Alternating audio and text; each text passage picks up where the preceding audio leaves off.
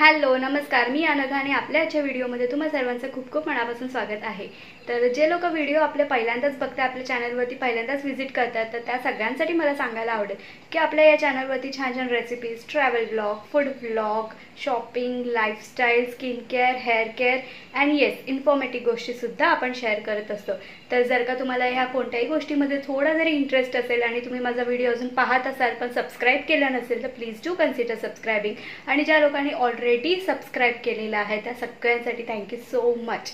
तर येस, आजचा जो आपला व्हिडिओ आहे तो सुद्धा एक रेसिपीवाला व्हिडिओ आहे आणि छान अशी रेसिपी मी तुमच्यासोबत आता शेअर करणार आहे। तर आज मी करणार आहे भाजणीचं थालीपीठ। तर ही रेसिपी खूप छान लागते। सध्या पावसाळ्याचे दिवस आहेत आणि अशा वेळेला आपल्याला छान छान असं काहीतरी चमचमीत खावंसं वाटतं, तर अशा वेळेस गरम गरम थालीपीठ हे सुद्धा खूप छान लागतं। तर थालीपीठ ही रेसिपी आहे ना, ही माझ्यासाठी थोडीशी स्पेशल आहे बिकॉज माझ्या चॅनलवरती जी पहिली रेसिपी व्हायरल झाली होती ना ती थालीपीठाचीच होती। तर त्यावेळेला मी ज्वारीचं थालीपीठ केलेलं होतं। आज मी भाजणीचं थालीपीठ तुमच्यासोबत शेअर करत आहे। तर हे थालीपीठ सुद्धा खूप छान लागतं। तर without wasting any time let's get started. भाजणीचं थालीपीठ करण्यासाठी मी इथे भाजणीचं पीठ घेतलेलं आहे। तर भाजणीचं पीठ मी इथे 3 कप घेतलेलं आहे। 3 कप भाजणीच्या पिठामध्ये साधारणतः 6 थालीपीठ आरामात होतात। आता या भाजणीच्या पिठामध्ये आपल्याला लागणारं थोडं साहित्य घालायचं आहे। म्हणजेच मी आता सुरुवात करते। इथे आलं, लसूण आणि हिरवी मिरची, तर ह्याचा क्रश मी टाकलेला आहे, पूर्ण पेस्ट केलेली नाही आहे। आणि ह्याची जी टेस्ट आहे ना ती खूप छान येते थालीपीठाला, तर तुम्ही हे नक्की टाका।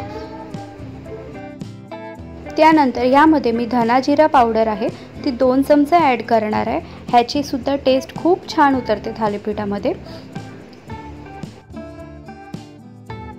1 चमचा हळद टाकणार आहे। त्यानंतर हिंग थोडंसं टाकणार आहे। त्यानंतर लाल तिखट मसाला टाकणार आहे। आता आपले थालीपीठ असे हलके फुलके होण्यासाठी मी इथे पाव वाटी पोहे घेतले आहेत। ते 5 मिनिटं फक्त मी धुवून भिजत ठेवले होते, तर ते मी यामध्ये ॲड करणार आहे। ह्याने काय होतं की थालीपीठ एकदम हलके फुलके होतात आणि चवीला पण खूप छान होतात, थोडेसे खुसखुशीत सुद्धा होतात।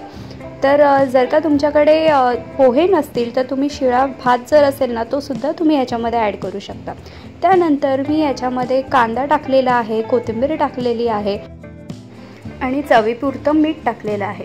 तर ह्या सगळ्या गोष्टी आपण व्यवस्थितपणे मिक्स करून घ्यायच्या। तर सुरुवातीला मी यामध्ये पाणी नाही घालत आहे, कारण का पोह्यांमध्ये ऑलरेडी मॉइश्चर असतं। तर हे सगळं गोष्ट एकत्र आपण सगळं एकजीव करून घेऊयात आणि व्यवस्थित असं सगळं मिक्स करूयात। त्यानंतर आपल्याला जशी गरज वाटेल त्याप्रमाणे आपण थोडं पाणी त्याच्यामध्ये टाकणार आहोत आणि हे थालीपीठाचं पीठ आहे ना हे मळून घ्यायचं आहे। तर बघा, आता माझं सगळं व्यवस्थित मिक्स करून झालेलं आहे। आता ह्या स्टेजला मी ह्याच्यामध्ये थोडं पाणी घालणार आहे आणि पीठ मळून घेणार आहे। तर पीठ मळताना आपल्याला आपण चपातीसाठी कसं पीठ मळतो त्याच पद्धतीने मळायचं आहे आणि जास्त सैल पण नाही, जास्त घट्ट पण नाही, असं मीडियम कन्सिस्टन्सीचं आपल्याला पीठ मळून घ्यायचं आहे। पीठ आपलं व्यवस्थित मळून झालं की त्याच्यावरती थोडंसं तेलाचा हात आपल्याला लावायचा आहे आणि पुन्हा एकदा पीठ व्यवस्थित सगळं मळून घ्यायचं आहे। तर आता आपलं थालीपीठासाठीचं पीठ रेडी आहे, व्यवस्थित मळून झालं आहे आणि तुम्ही बघू शकता जास्त असं घट्ट पण नाही आणि पातळ पण नाही, व्यवस्थित केलेलं आहे। तर आता मी इथे थालीपीठ करायला सुरुवात करते, कारण ह्याला रेस्टिंग पिरियड नसतोच, तर आपण लगेच करायला घेऊ शकतो। तर बघा, मी म्हटलं होतं तसं 3 कप भाजणीचं पीठ आहे, त्याच्यामध्ये आरामात 6 आपले थालीपीठ होत आहेत। तर मी ते गोळे करून घेतलेले आहेत, मीडियम साईजचेच गोळे केलेले आहेत।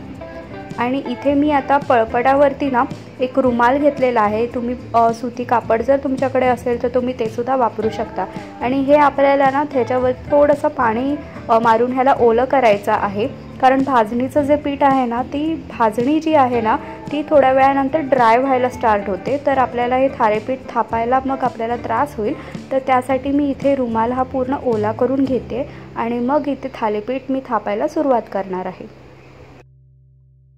थालीपीठासाठीचा जो गोळा आहे तो चपातीपेक्षा थोडासा मोठा आपल्याला करायचा आहे आणि असं हाताने व्यवस्थित बोटांनी आपण म्हणू शकतो व्यवस्थित त्याला थापायचं आहे। सगळ्या बाजूने तो व्यवस्थित असं थापला जातो। तर सगळ्या साईडने व्यवस्थित असं थापून घ्यायचं आहे आपल्याला आणि हाताला सुद्धा थोडं पाणी लावून थापायचं आहे, म्हणजे ओलसरपणा त्याच्यामध्ये राहील।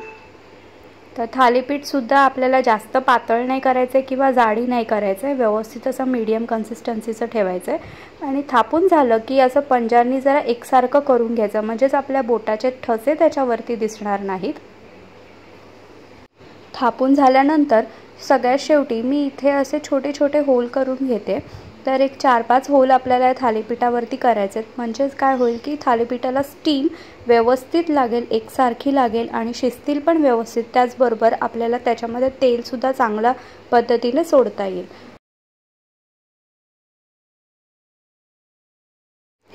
तवा गरम करत ठेवलेला आहे आणि त्याच्यावरती मी 1 ते 2 चमचे तेल सोडते आहे आणि मग आपण आपलं थालीपीठ जे आहे ते आपण तव्यावरती ठेवणार आहोत।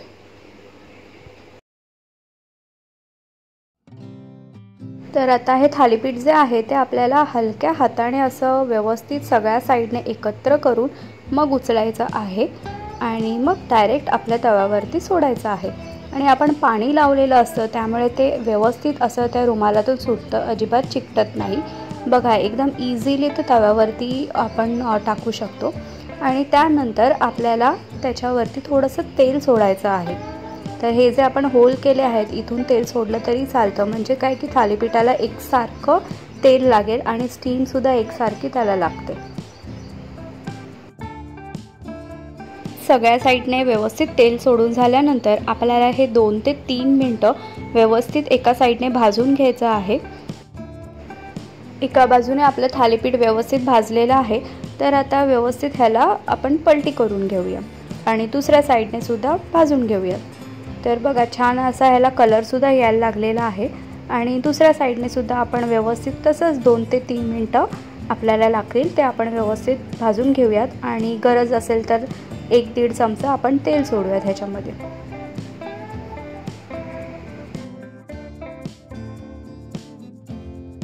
आता हे आपलं थालीपीठ आहे ते व्यवस्थित असं दोन्ही बाजूने आपलं भाजून झालेलं आहे आणि तुम्ही बघू शकता की खूप छान ह्याला कलरसुद्धा आलेला आहे। तर छान खरपूस असं हे भाजलं गेलं आहे। तर अशाच पद्धतीने मी दुसरंसुद्धा थालीपीठ इथे करायला घेते। तर पुन्हा एकदा तुम्हाला ही प्रोसेस व्यवस्थित दाखवते। तर इथे मी रुमालावरती पाणी लावून घेतलेलं आहे आणि या थालीपीठाचा गोळा आहे तो व्यवस्थित थापून घेते।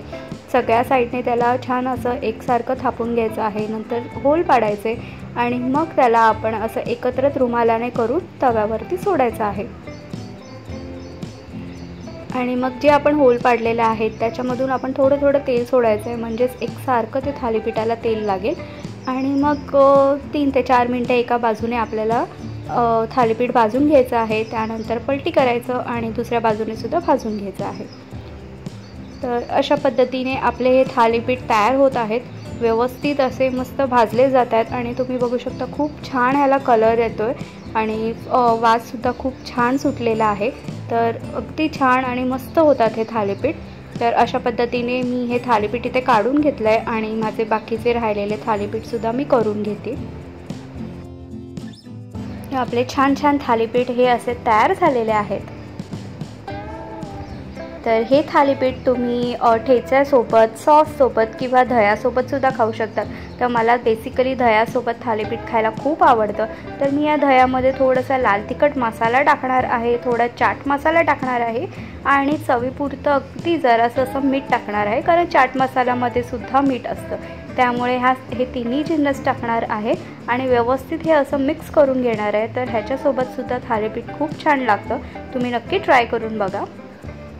इन्स्टंट अशी आपली दही चटणी तयार झालेली आहे आणि आपलं थालीपीठसुद्धा गरमागरम तयार आहे। तर गरमागरम थालीपीठ आणि थंडगार दही चटणी खूप छान कॉम्बिनेशन आहे। तर ही रेसिपी जर का तुम्हाला आवडली असेल तर चॅनलला लाईक, शेअर आणि सबस्क्राईब करायला विसरू नका। भेटूयात पुढच्या व्हिडिओमध्ये, तोपर्यंत बाय बाय, टेक केअर।